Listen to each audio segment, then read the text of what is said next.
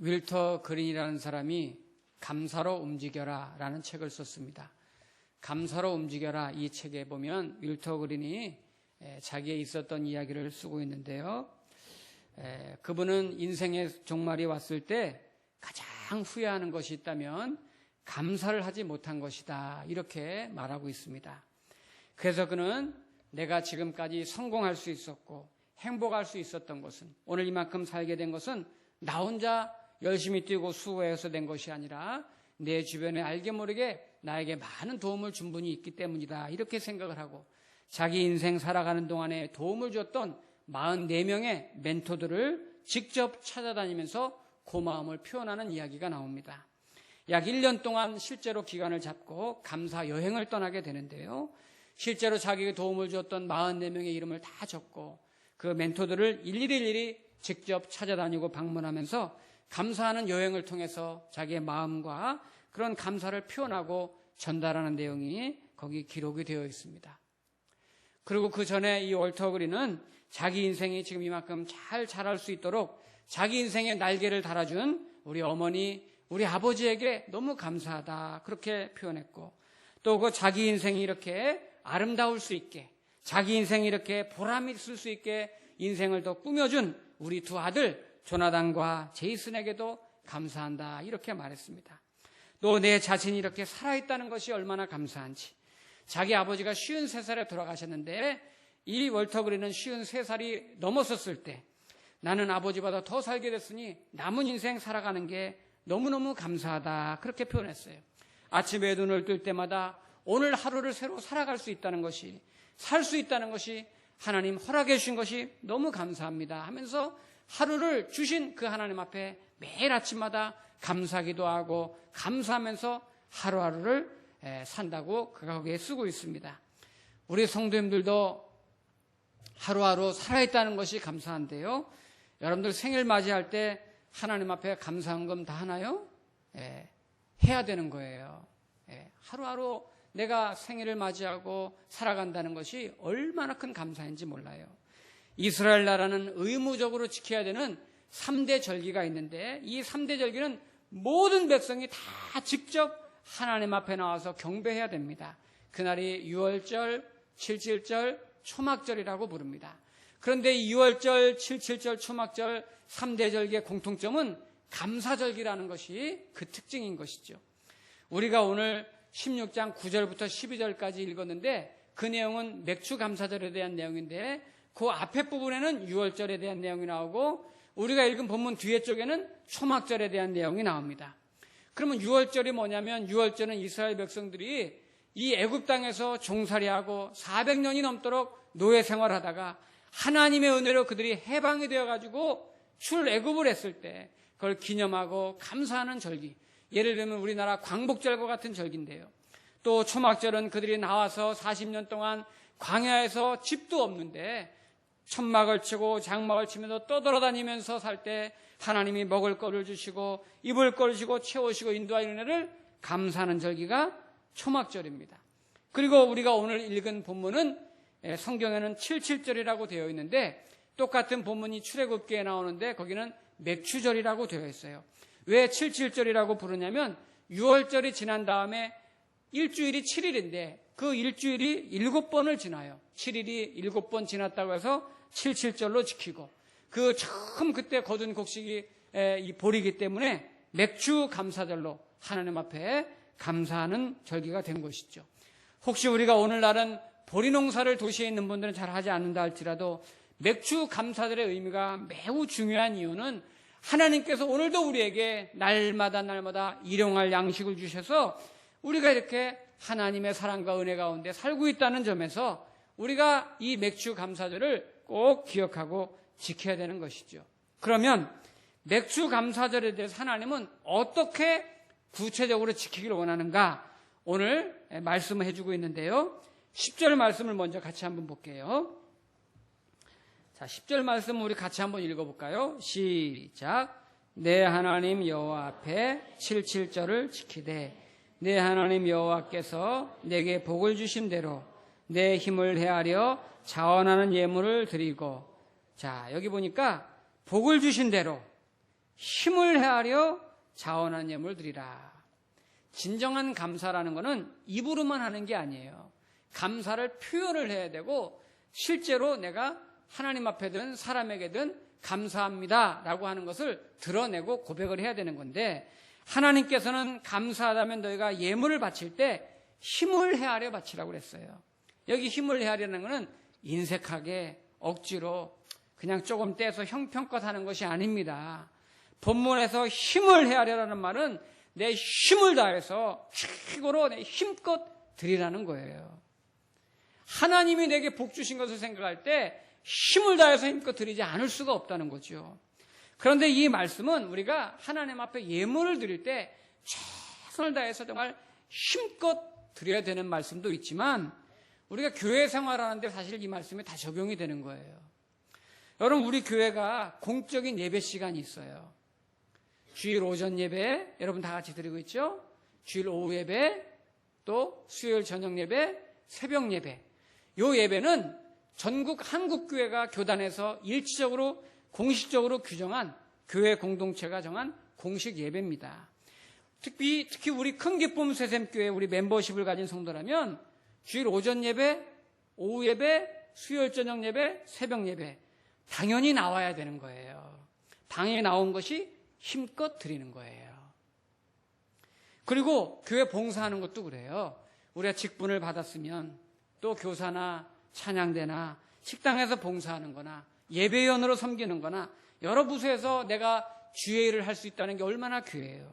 그런데 이름만 올려놓고 직분만 받아놓고 대충대충 하고 적당히 하고 시간 때우고 이렇게 한다면 힘대로 하는 게 아니죠. 요즘 직장에서 그렇게 하면요 바로 그 다음날 책상 없어져요. 우리가 하나님 앞에 교회 생활은 그렇게 하는 게 아니에요. 하나님이 내게 복 주신 것을 생각할 때 교회 생활은 내 힘을 헤아려서 힘을 다해서 힘껏 해야 되는 것입니다. 그런데 오늘 이제 더 중요한 거는 그렇게 힘을 다해서 감사하는데 누구랑 어떻게 이 절기를 지킬 건가? 이게 이제 오늘 중요한데 11절 말씀. 자, 11절 말씀 같이 읽습니다. 시작. 너와 내 자녀와 노비와 내 성중에 레위인과 및 너희 중에 있는 객과 고아와 과부가 함께 내 하나님 여호와께서 자기 이름을 두시려고 택하신 곳에서 내 하나님 여호와 앞에 출근할지니라. 아멘. 자, 지금 맥주 감사절을 지키네 누구와 함께 지키고 누구와 함께 즐기라고 했나요? 누구랑? 자녀와 노비와 성중에 있는 레위인과, 이 레위인은 이제 성전을 섬기는 사람들이죠. 그 다음에 객은 나그네입니다. 고아와 과부가 함께 지키라고 그랬어요. 이분들은 공통점이 뭐냐면 힘이 없고 나약하고 외로운 사람들인데요. 특히 오늘 본문도 그렇지만 특히 구약성경 전체적으로 보면 일관되게 강조하면서 자주 등장하는 인물들이 있는데 객과 고아와 과부예요. 그렇죠? 이 내용은 자주 나와요. 이 세 부류의 공통점이 뭐예요? 이 사람들은 그 당시에 이스라엘 전 국민들, 전 이스라엘 공동체 가운데 누군가의 도움이 없이는 스스로 생존이 안 되는 부류의 사람들이 객과 고아 과부예요. 하나님은 이들과 함께 감사절을 지키라고 말씀합니다. 우리 주변에도 오늘날도 나그네, 또 과부, 또 고아, 이 사람들처럼 힘겹게 어렵게 살아가는 사람들이 우리 주변에 많이 있어요. 그들과 함께 돕고 나눠주고 베풀어주고 함께 할 때 진정한 감사절이 된다는 거예요. 그럼 왜 하나님이 그들과 꼭 함께 하라고 했을까요? 그 힌트가 16장 거의 12절에 있지요. 너는 애굽에서 종되었던 것을 기억하고 이 규례를 지켜 행할지니라. 자, 객과 고아와 과부는요 우리의 옛날 모습이라는 거예요. 구원받기 전에 우리의 모습이라는 거예요. 저와 여러분 내 스스로 구원을 받을 만한 존재들이 아닙니다. 그럼에도 불구하고 하나님께서 우리를 찾아오셔서 우리에게 새 생명을 주시고 또 하나님께서 우리에게 영적인 부요함을 주셨어요. 하나님의 은혜가 없으면 아무런 구원받을 근거가 없는 저희들, 스스로는 도저히 아무것도 아닌 저희들에게 하나님께서는 우리에게 구원받는 백성으로 인쳐주시고 자녀 삼아주시고 풍성한 결실을 허락해 주신 것입니다. 하나님이 이것을 기억하라고, 이거를 늘 생각하라고 그들과 함께, 너희들이 바로 이런 사람들이었지 않느냐, 너희들이 바로 객이었고 과하였고 과부와 같은 존재였다는 것을 항상 기억하라고, 그래서 그들과 함께 나누고 베풀면서 함께 감사절을 지키라고 맥주 감사절을 정하신 거예요. 작년인가 언제 제가 신문 이제 스크랩을 하는 거 보니까 김동남이라는 분에 대한 이야기가 이제 실려 있어요. 이 김동남이라는 분이 알코올 중독자인데요. 보통 수주를 하루에 20병 이상 마시세요. 그 정도 되는 분 손 들어보세요. 여러분 20병이면 1시간에 한 병은 거의 마시는 거예요.